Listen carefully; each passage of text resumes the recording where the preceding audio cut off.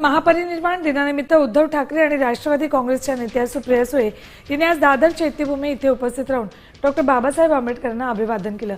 दोन्ही नेत्यांनी बाबासाहेबांच्या स्मृतीपुढे विनम्र श्रद्धांजली अर्पण केली, तसंच त्यांच्या विचारांवर चालण्याचं आवाहन केले।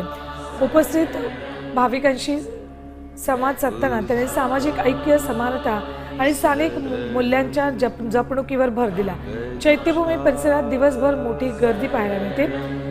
पोलिसांनी सुरक्षेची विशेष व्यवस्था केली होती। महापरिनिर्वाण दिनानिमित्त राज्यभरातून भाविक मोठ्या संख्येने दादरकडे रवाना होतात।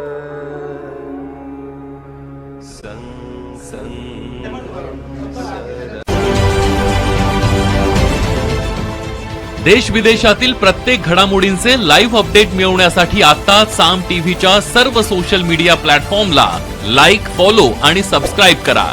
तसंच सर्व नोटिफिकेशनसाठी बेल आयकॉन प्रेस करायला विसरू नका।